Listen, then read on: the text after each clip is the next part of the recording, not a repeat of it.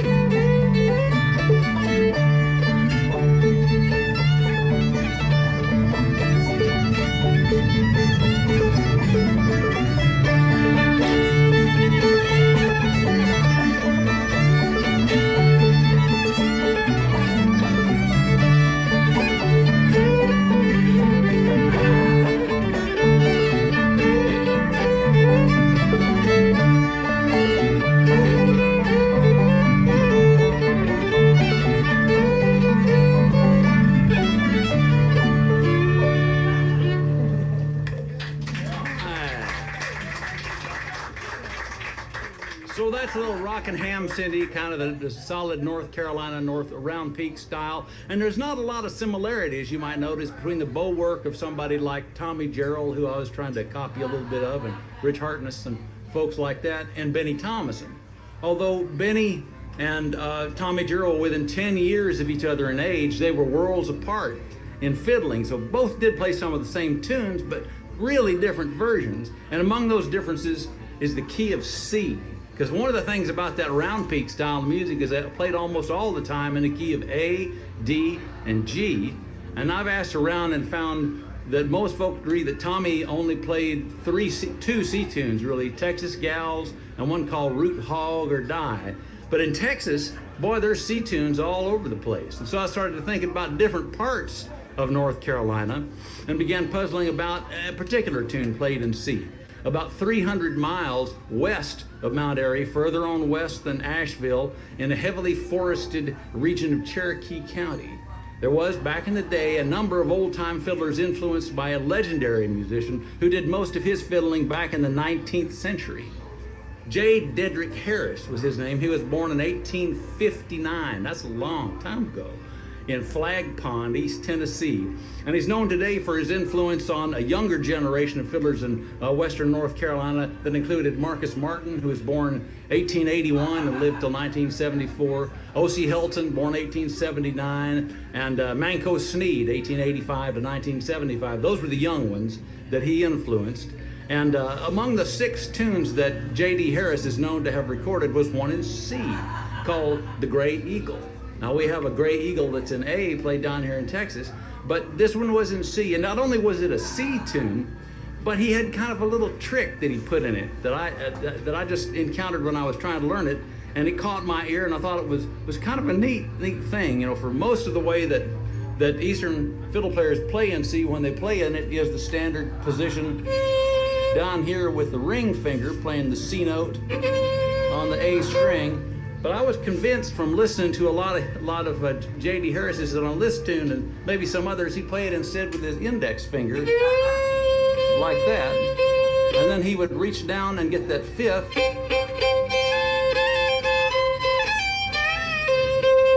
playing up in what somebody who's a trained musician would call it second position. I'm not sure if that's what he would have called it or not. Long time ago, 1859. So I thought that was an interesting tune, and let's give it a whirl. Christy is going to back me up on this. And so from over in the far western reaches of North Carolina, this is J.D. Harris's Gray Eagle.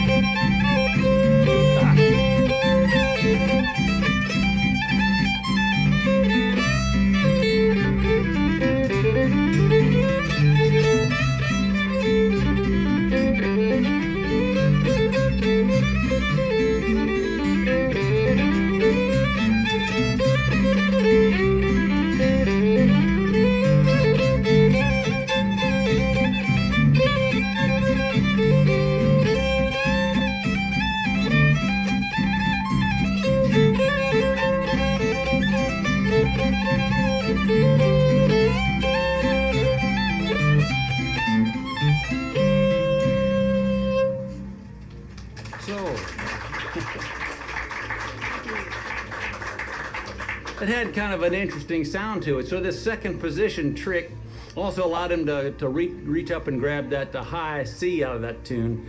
And so this move is pretty familiar to most of our modern ears, but was not very often encountered in recordings in the 1930s of mainly white fiddlers, and rural white fiddlers didn't do it very often. But interestingly, this little trick shows up again in one of my favorite fiddlers from Texas, the Lone Star State, Oscar Harper from Terrell, Texas. Maybe he was a barber, we're not sure. He recorded in 1929 for OK Records, and it does make the tune he recorded does make good use of the C trick.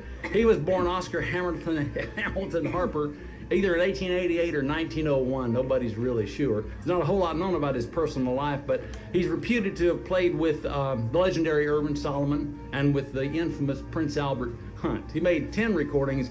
Among them was one called Twinkle, Little Star. And it does a couple of the same things that J.D. Harris did, oddly enough.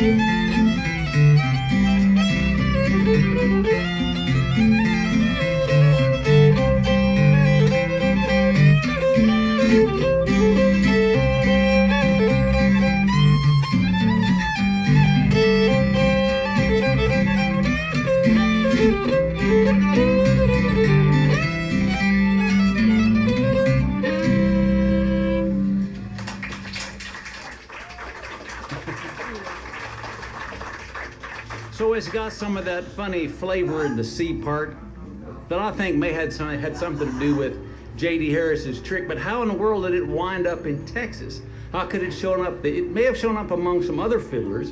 In 1935, John Lomax came to Central Texas to record folk musicians. Among them was A.J. Uncle Jack Mears, along with J.D. Dillingham from Austin, Texas.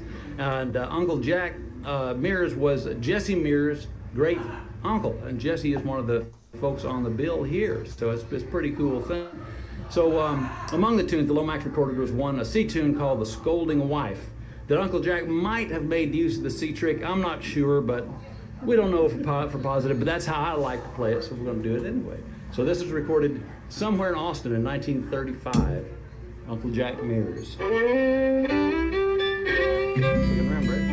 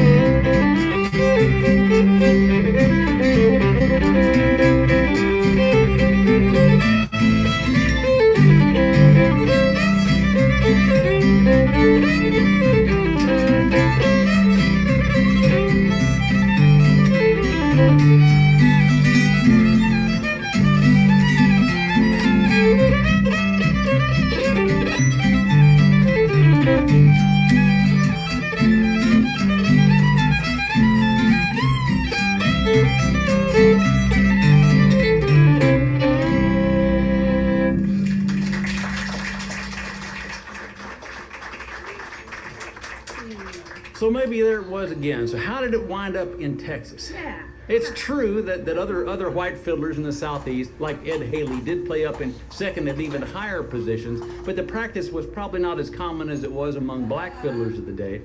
And there's no evidence linking Ed Haley to any Texas fiddler before modern times, but there's one way that the Harris C trick could have gotten here pretty early on. In 1886, Bob and Alf Taylor were running against each other for the office of governor of Tennessee. Bob was a Democrat and would go on to beat his Republican brother Alf in what would become known as the Tennessee War of the Roses, perhaps due in part to Bob's flights of fancy, where he spoke of two brothers from the same garden contending, much as the red rose of Lancaster and the white rose of the House of York. The brothers traveled together, campaigned together, they bunked together, sometimes slept together. Through more than 40 debates, they maintained familial good humor, they played practical jokes on each other, and they made music. Both of them were fiddle players. Isn't that amazing? Think how politics has changed. Although not so much, as Bob once remarked, we were both weaned on the same milk, but my brother soured and he became a Republican. Or the time when they stopped at a train stop, they were making these whistle stop speeches, and late at night somebody, I'm sure on Bob's staff, purloined Alf's speech and gave it to him. So when they stopped next and Bob got up, he started delivering Alf's speech for him. So anyway, these two cut-ups ran against each other for governor, and Bob's grandiloquent skills might have helped him win the governorship, but they surely came in handy when his political career was over. For on the lecture circuit, he was very popular, and he traveled all around the country. There were eager audiences would fill up theaters and lecture halls to hear him do choice recitations like "The Paradise of Fools" or "Visions and Dreams," and he would harangue them for hours with this stuff. And one called "The Fiddle and Bow." And the Fiddle and Bow was reprinted in newspapers as a feature for generations afterwards. Into the 1940s, you'd still see his thing show up on a Sunday feature. So it's pretty cool. So here's a further example of Bob Taylor's gift of oratory, this concerning his observations of Negro musicians. He said, "I have heard them play and sing until the very stars seem to twinkle with their music. I've seen them dance until the smoke and flame of the bonfire swung corners with the moonbeams in the air. I have heard them laugh till the ripe ears of corn grin through the shuck. The trees shook with laughter till they shed their leaves, and I've heard them preach until the earth trembled."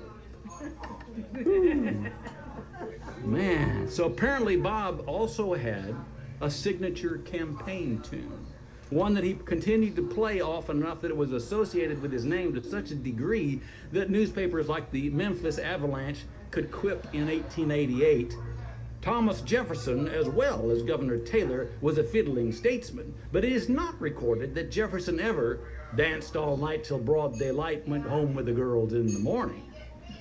The Knoxville Journal also added, "As to going home with the girls, that, of course, is a matter for his constituents." So Bob's signature tune was called "Go Home with the Girls in the Morning."